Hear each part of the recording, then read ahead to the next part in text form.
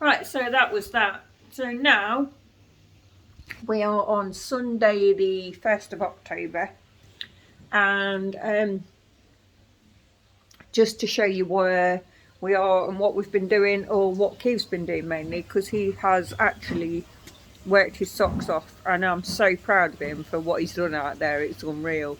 I'm going to turn the camera around to get rid of the wrinkles and stuff. But one thing that I want to ask people is, we get this, see this condensation on the windows. Where's my pond thing? How do people stop this from happening? Because it's just like, look at this. It's like the condensation on the outside of this window. Does everybody get this? And how do we stop it from happening? If anybody's got any clue, please drop me a comment and give me some clues or ideas and thoughts as to how we can stop that from happening. I'm guessing it's down to temperature and stuff. You know, the difference between the temperature in the pond and outside here. It's just a little bit frustrating when we want to sit and watch, and I'm having to like go around and get rid of the condensation. So that little yellow one there, oh look, there's quite a few of the new ones around. Right, so this is, for those who don't know, we did have a little bit of an issue. We did think it was what's called sleepy disease, but we're not quite sure. It could have been toxins. But then I had an email from Severn Trent Water to say they'd had some water quality issues in the area, so it could have been that. But we lost about 6 fish due to that about 2 months ago. And one of the ones that we lost was Cupid, which I was quite gutted about actually, because he was one of the ones that I grew from fry.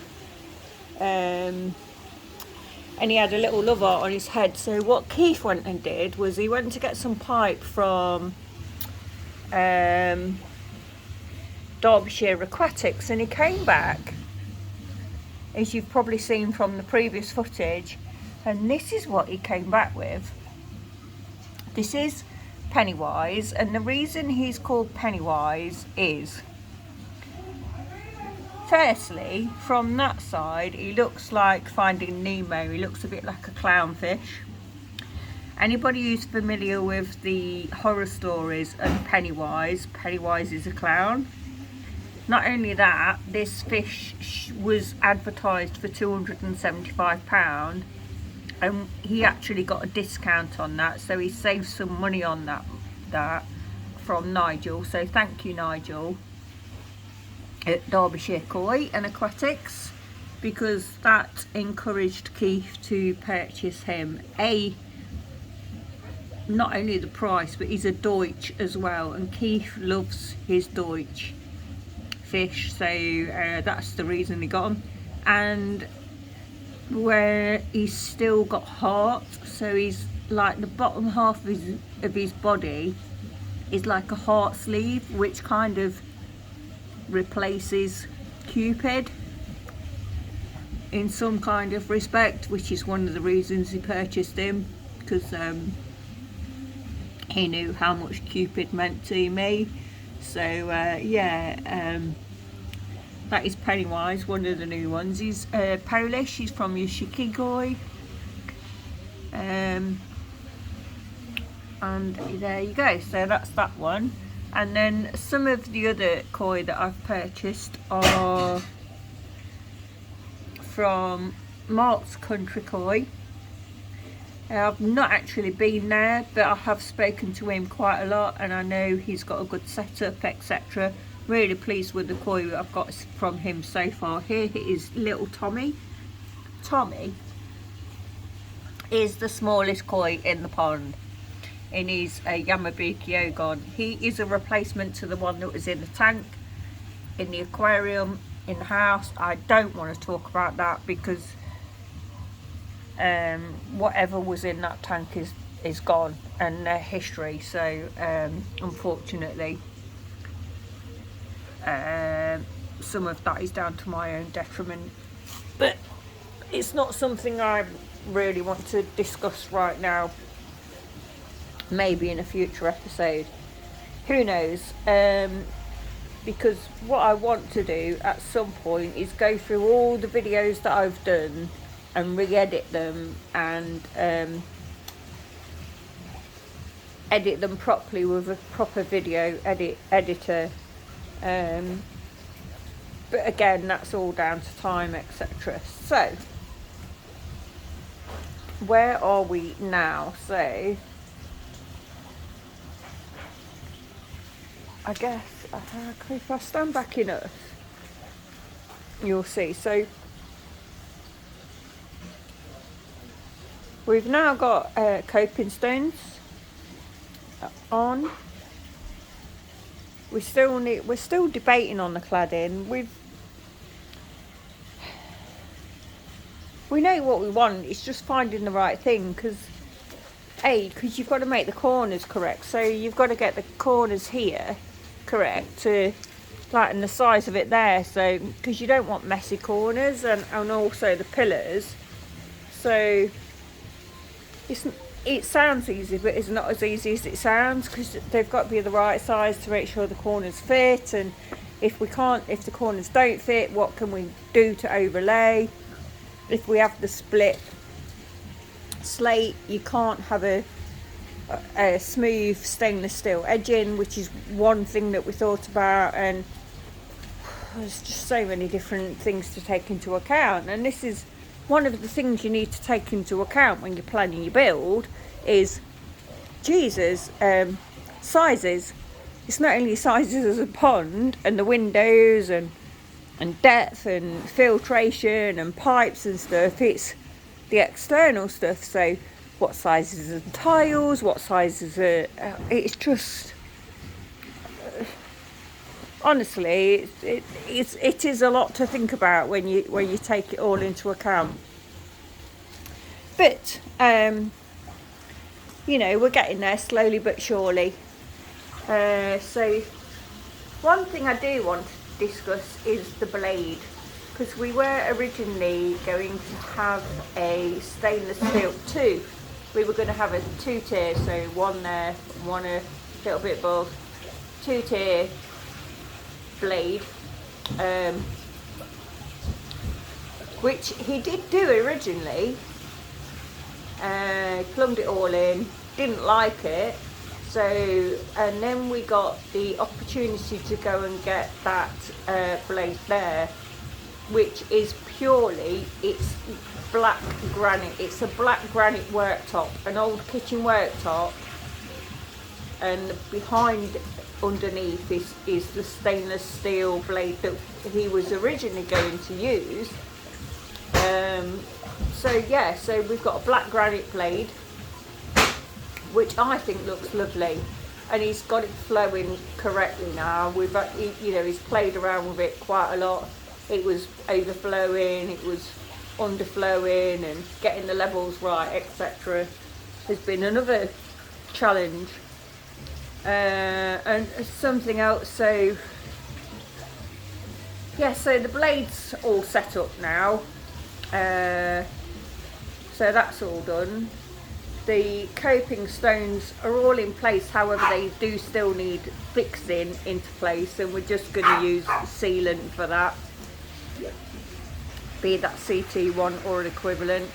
The background, we've moved the fish. That fish was over here previously, so we've moved that there. And what I've done, if I just quickly come in to the front room and show you, excuse the mess. The samurai, previously her background kind of overlapped. That white there went into her body, so she didn't make her stand out. So I've put the sun behind her, the Tokyo sun behind her, to make her stand out a little bit more. I've redone her arm as well, because I wasn't happy with the definitions of it. So now I'm quite happy with how she looks and her definitions and sizes of the arm and stuff. So she is going to go and sit where the yin yang fish were. So she's going to sit at this side now, so she's going to be positioned there, and they do act as a good jump guard. So I do apologise for the mess around here, because it is just work in progress. You've got to appreciate that everything that's going on is it's still work in progress. It's muddy jeans. You messy bugger. And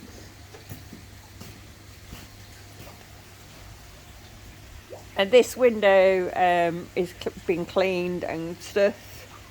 So we still need to sort this area out. We still need to put in a retention wall around there, and we're looking at putting a bog filter in, which will go obviously into this, but we're looking at having like some kind of bog filter over there. I don't know, it's all kind of up in the air at the moment. It's work in progress, like I say. The filter house, Keith has worked his guts off in here, and I apologise for any noise in advance, but I'm so proud of this. Look at it, it is unreal. So this is how we've got it set up so far. Obviously it's a lot bigger than what we originally planned. Not bothered about that, because the more space the better. So this space here, as you can see, he's started to have a tidy up. Around here the windows are in, the glass is in the windows, and because obviously we need to make it waterproof for winter, etc. He's put the worktop in there. This drum is phenomenal, unreal. I cannot fault Burton's one bit. The conversations I had with Andrew are just amazing. If you've not seen them on previous videos, please do go back and have a look, because he is so knowledgeable and he's been so helpful. I cannot thank him enough. He's just amazing. So, and then we're getting the electrics all set up. Obviously we still need to get an electrician in with Rhino cable to get it tapped into the mains, but it is what it is at the minute. This is amazing what Keith's done with it, with the air pumps. He's got them suspended from the rafters. I just think that's fantastic. This is just one of the things that he does. He comes up with these little ideas and he's like, how can I make that work? And that's it. The roof, obviously we use it as a storage space as well. So that's the Evo 110, which we've got up for sale. That's up there out of the way. If anybody wants to purchase that, we bought that from Shirley Aquatics just over a year ago. Paid £208 for it. We've hardly used it. It is brilliant, and the only reason I'm selling it is because now we've got we paid for the UVs extra to be added into the drum. That's the only reason I'm selling the Evo 110, or I wouldn't be doing it. The Tempest, he's got set up in the corner, just there. The backy showers, as you can see, we've got two, and these are homemade, obviously, with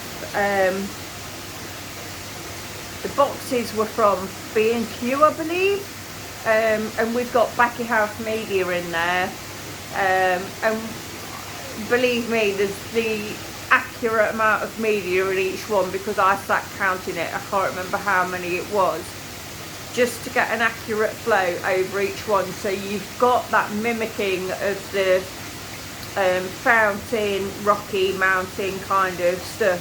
So the aeration that's going down there, so anything is like fully aerated and gassed off before it even gets to the pond, which is amazing.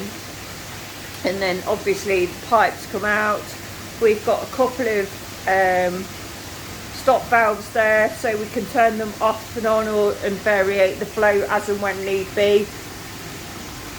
This is the moving bed filter, which this was an old farm thing. I dread to think of how many litres are in here, but I do know for a fact the amount of moving bed in here and the amount of K1 Plus is a lot. And I can't remember off the top of my head how much it is, but we've had at least 6 boxes of it. And that, as you appreciate, isn't cheap, but it's bubbling away nicely. It's all started to colour up, and that then feeds into the blade. And what I will do is I do need to speak to Keith, because I need to understand how this all works, because if anything happens and he's not around, or he's away from work for a little bit, I need to work out and I need to understand how this all works, because if anything goes wrong, I need to be able to deal with it. So yeah, I'm really pleased with how things have gone. The filter house is progressing lovely. I will be painting it, obviously, to make it a little bit more feasible. We just go get rid of, wait for the damp to go and the wet to go before I can do that. Obviously, can't paint blocks when they're wet. The drainage, as you can see, is all going down to here into the channel, which has got built, and then the drain from the drum, he's now got that going, as you can see. So that goes down here, and it's just currently above ground to go to the manhole, which is there. And then what we need to do is bore it below the ground, obviously. So I'm just waiting for Ben from P&D Environmental to stop being so bloody busy and come and give us a bit of advice on the drainage. So that will help. But I just think this is just brilliant. That glass top actually on here, just as a, we went and got, if I've not already put this up, and so I apologise if I'm reiterating, he found a glass table and it was exactly the size that he wanted. So this top was actually a glass table, which he's using as a lid for the moving bed. And we can also use this for, doing scrapes and whatever stuff, once it's been medicated and stuff. It's just all a case of making sure that everything's nice. And oh look, Stella's made an appearance. When the Tempest empties, it goes down into this filter. And my understanding is whatever's in that filter then goes outside to feed the plants.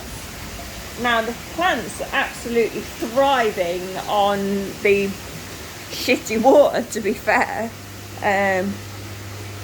So yeah, so that's where we're all at the moment. I'm really chuffed with how things are going. I was up there screwing in the plastic fiberglass. It's not plastic, it's fiberglass sheets onto the eaves because Keith's not overly keen on heights. There is one thing that we need to work out how to do.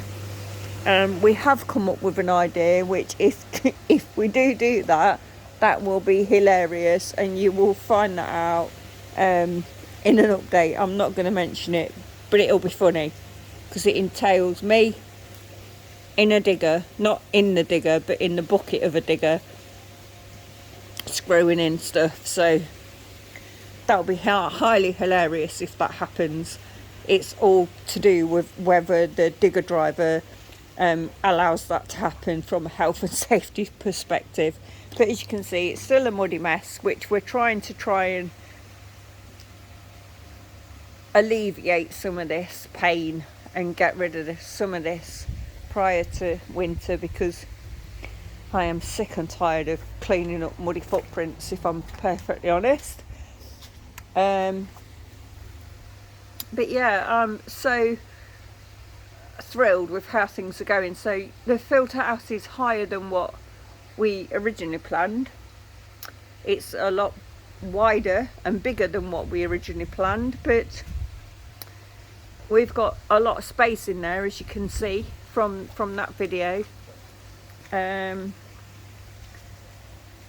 So that's where we are at the moment, guys. So I really do appreciate everybody who follows us, and I appreciate your patience in waiting for us to put an update on, because we're not as regular as some people out there, and probably not as professional as some people out there, but we're doing our best, and we just want to share what we're doing to see if it helps you do your builds in the future, etc.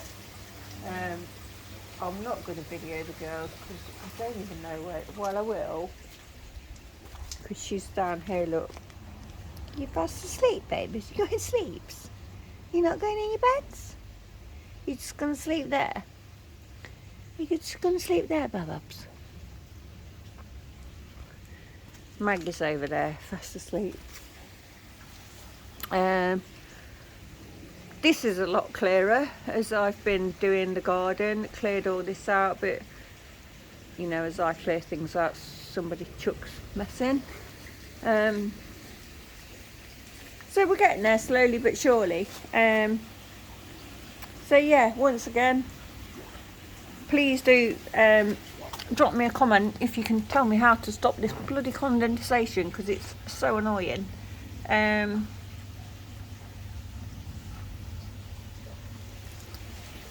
So that's it from us this week, and not sure when the next update will be, but I will try and do them a little bit more frequently if I can. So thanks again. Please like, subscribe, follow us, dislike us, unlike us, do whatever you like, but drop me a comment, and we'll see you in the next one. Cheers.